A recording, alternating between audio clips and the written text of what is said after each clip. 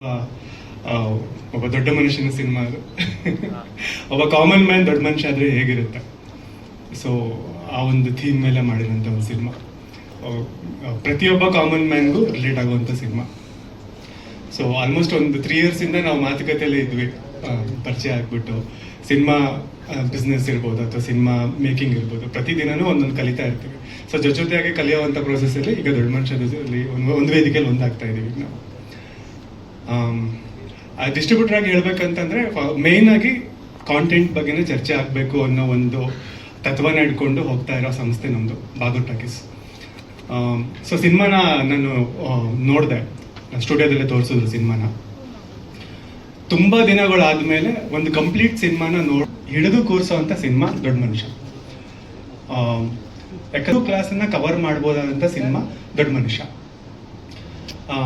ಏನಕ್ಕೆ ಅಂತಂದ್ರೆ, ಈಗ ನಾನು ಹಿಂದೆ ನಾವು ಕಾಲೇಜಲ್ಲಿ ಇದ್ದಾಗ ಒಂದು ಸಿನಿಮಾಗಳು ಬರ್ತಾ ಇದ್ವು, ಪುನೀತ್ ಸರ್ ಅಥವಾ ದರ್ಶನ್ ಸರ್ದು ಒಂದು ಸಿನಿಮಾಗಳು ಬರ್ತಾ ಇದ್ವು. For example Akash. ಈಗ ಆಕಾಶ್ ಸಿನಿಮಾ ನನಗೆ ನೆನಪಾಯ್ತು ದೊಡ್ಡ ಮನುಷ್ಯ ನೋಡಿದಾಗ. ಏನಕ್ಕೆ ಅಂತಂದ್ರೆ, ಅಷ್ಟು ನೀಟಾಗಿ ಒಂದು ಫ್ಯಾಮಿಲಿ ಎಂಟರ್ಟೈನರು ಮತ್ತೆ ಒಬ್ಬ ಮಾಸ್ ಮಸಾಲ ಇರೋದು, ಒಂದು ಲವ್ ಸ್ಟೋರಿ ಪ್ರತಿಯೊಂದನ್ನು ಕವರ್ ಮಾಡಿದ್ದಾರೆ. ಮತ್ತೆ ಒಬ್ಬ ಕಾಮನ್ ಮ್ಯಾನ್ ತನ್ನನ್ನು ತಾನು ಹೀರೋ ಆಗಿ ಸ್ಕ್ರೀನ್ ಮೇಲೆ ನೋಡ್ಕೊತಾನೆ ಅಂತಂದ್ರೆ ಡೆಫಿನೆಟ್ಲಿ ಆ ದೊಡ್ಡ ಮನುಷ್ಯ ಅದಕ್ಕೆ 100% ನ್ಯಾಯ ಒದಗಿಸುತ್ತೆ. ಯಾಕಂದ್ರೆ ಒಬ್ಬ ಆಟೋ ಡ್ರೈವರ್ ಬೆಂಗಳೂರಿನಲ್ಲಿ ಬಂದು ಹೆಂಗೆ ಸಿನಿಮಾದಲ್ಲಿ ಹೀರೋ ಆಗ್ತಾನೆ ಅನ್ನೋದು ಒಂದು ಸಣ್ಣ ಕತೆ ಇಟ್ಕೊಂಡು ಮಾಡಿದ್ದಾರೆ.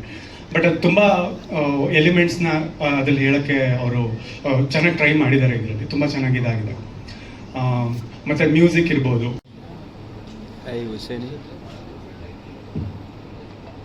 ಸರ್, ದೊಡ್ಡ ಮನುಷ್ಯನ ಟೈಟ್ಲು ಆ್ಯಕ್ಚುಲಿ ನಾನು ಕೇಳ್ಪಟ್ಟಂಗೆ ನಾರಾಯಣ್ ಸರ್ ಡೈರೆಕ್ಷನ್ ಮಾಡಿ ವಿಷ್ಣು ಸರ್ಗೆ ಇದ್ದಿದ್ದು ಟೈಟ್ಲು ಅಂತ ಕೇಳ್ಪಟ್ಟಿದ್ದೆ. ಸೊ ಅಂಥ ಒಂದು ಟೈಟ್ಲು ನಮಗೆ ಸಿಕ್ಕಿದ್ದು ಭಾಳ ಖುಷಿಯಿಂದ ಆಯಿತು. ಅಂದರೆ ಸಖತ್ ಖುಷಿ ಇದೆ ಸರ್ ಆ ಒಂದು ಟೈಟ್ಲು ಸಿಕ್ಕಿದ್ದು ನನಗೆ. ಸರ್ ಇಲ್ಲ, ನಮ್ಮ ಬ್ಯಾನರಲ್ಲೇ ಇದೆ ಟೈಟ್ಲು. ಅದು ಎಕ್ಸ್ಪೈರ್ ಆದಮೇಲೆ ನಾವು ರಿಜಿಸ್ಟರ್ ಮಾಡ್ಕೊಂಡಿದ್ದೀವಿ ಸರ್. ನಾರಾಯಣ್ ಸರ್ ಇನ್ಫ್ಯಾಕ್ಟ್ ಒಂದು ನಮ್ಮ ಸ್ಟುಡಿಯೋದಾಗ ಬಂದಾಗ ಮೀಟ್ ಮಾಡಿದಾಗ ಟೈಟ್ಲು ನೋಡ್ಬಿಟ್ಟು ನಮಗೆ ಅಪ್ರಿಷಿಯೇಟ್ ಮಾಡಿದ್ದು ಉಂಟು.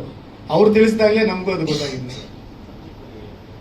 ಸರ್. ಸಬ್ಜೆಕ್ಟು ಒಂದು ಆಲ್ಮೋಸ್ಟು ಪ್ರಶಾಂತ್ ಸರ್ ಹೇಳಿದ್ದಾರೆ.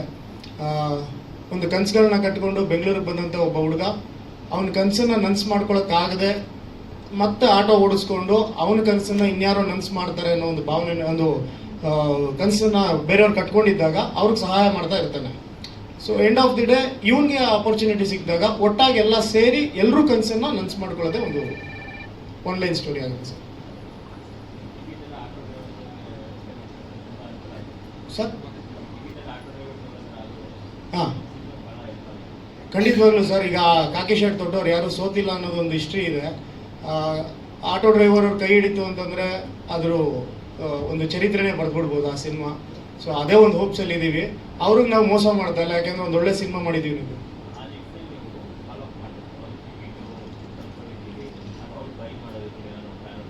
100% ಸರ್. ನಾವು ಇವಾಗ ಗ್ರೌಂಡ್ ವರ್ಕ್ ಅಂತ ಏನು ಮಾತಾಡ್ತಾ ಇದ್ವಿ, ಫಸ್ಟ್ ನಾವು ಟಾರ್ಗೆಟ್ ಮಾಡಿರೋದೇ ಅವ್ರನ್ನ. ಫಸ್ಟ್ ಅವ್ರನ್ನೇ ರೀಚ್ ಆಗ್ತಾ ಇದ್ದೀವಿ. ಅವ್ರಿಗೆ ನಮ್ಮ ಸಾಂಗ್ಸ್ ಆಗಿರ್ಬೋದು, ನಮ್ಮ ಕಂಟೆಂಟ್ ಬಗ್ಗೆ ಆಗಿರ್ಬೋದು, ಅಥವಾ ನಮ್ಮ ಸಿನಿಮಾ ಬಗ್ಗೆ ಆಗಿರ್ಬೋದು, ಅದನ್ನ ನೀಟಾಗಿ ಎಜುಕೇಟ್ ಮಾಡ್ತಾ ಇದ್ದೀವಿ ಸರ್. ಇದು ಯಾವುದೇ ಚೀಪ್ ಗಿಮಿಕ್ ಮಾಡ್ಕೊಳ್ಳದೆ ಅವ್ರ ಹತ್ರ ಸ್ಟ್ರೈಟ್ ಅವೇ ಹೋಗಿ ನಮ್ಮ ಸಿನಿಮಾದಲ್ಲಿ ಏನಿದೆ ಅದನ್ನೇ ನಾವು ಪ್ರೆಸೆಂಟ್ ಮಾಡ್ತಾ ಇದ್ದೀವಿ ಸರ್.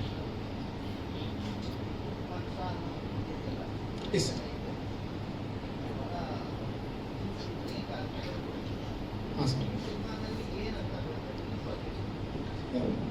ಬ್ರೀಫ್ ಆಗಿ ಅಂದರೆ ಸರ್, ದೊಡ್ಡ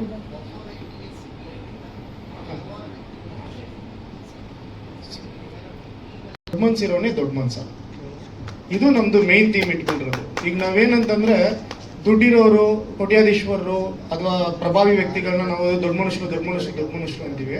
ಸೊ ಅದು ಭಯದಿಂದ ಹೇಳೋವಂಥದ್ದು. ಆದರೆ ಪ್ರೀತಿಯಿಂದ ಹೇಳೋವಂಥದ್ದು, ಮಗ ಇವನು ಒಳ್ಳೆ ಮನಸ್ಸಿರೋ ವ್ಯಕ್ತಿ ಕಣ, ಇವನು ತುಂಬ ದೊಡ್ಡ ಮನುಷ್ಯ ಕಣ ಇವನು ಅಂತ ಪ್ರೀತಿಯಿಂದ ಹೇಳ್ತೀವಿ. ಡ್ರೈವರ್ ಅವರಿಗೆ ಹೇಗೆ ರೀಚ್ ಮಾಡ್ತಾ ಇದ್ದೀರಾ ಅಂತ ಅವ್ರಿಗೆ ಅಂತಾನೆ ಸ್ಪೆಷಲ್ ಒಂದು ಪೇಡ್ ಪ್ರೀಮಿಯರ್ ಶೋ ಅರೇಂಜ್ ಮಾಡ್ತಾ ಇದ್ದೀವಿ ಸರ್. ನಾವು ರಿಲೀಸ್ಗೂ ಬಿಫೋರ್ 1 ವೀಕ್ ಅಂದರೆ 19th ರಿಲೀಸ್ ಮಾಡ್ತಾ ಇದ್ದೀವಿ ನಾವು ಮೂವಿನ, June 19th. So 15th, 16th, 17th, 18th 4 ದಿನನೂ ನಾವು ಅವ್ರಿಗೆ ಅಂತಾನೆ ಸ್ಪೆಷಲ್ ಆಗಿ 8 ಡಿಸ್ಟಿಕಲ್ಲಿ ಇದು ಪೇಡ್ ಪ್ರೀಮಿಯರ್ ಶೋ ಮಾಡ್ತಾ ಇದ್ದೀವಿ. ಬೆಂಗಳೂರು, ಶಿವಮೊಗ್ಗ, ತುಮಕೂರು, ಮೈಸೂರು, ಗದಗ, ದಾವಣಗೆರೆ, ಹುಬ್ಳಿ, ಇನ್ನೊಂದು ಡಿಸ್ಟಿಕ್ ಫೈನಲ್ ಮಾಡಬೇಕು. ಅದನ್ನು ಫೈನಲ್ ಮಾಡಿಕೊಂಡು ಟೈಮು, ಡೇಟು ಪ್ರತಿಯೊಂದಕ್ಕೂ ಅದಕ್ಕೆ ಆದಂಥ ಒಂದು ಆ್ಯಪ್ನ ರೆಡಿ ಮಾಡಿದ್ದೀವಿ ನಾವು. ಅವ್ರಿಗೆ ಕೊಡ್ತಾ ಇರೋಂಥ ರೆಸ್ಪೆಕ್ಟ್ ಜೊತೆಗೆ ಅವ್ರಿಗೆ ಒಂದು ಟ್ರಿಬ್ಯೂಟ್ ಸರ್ ಇದು.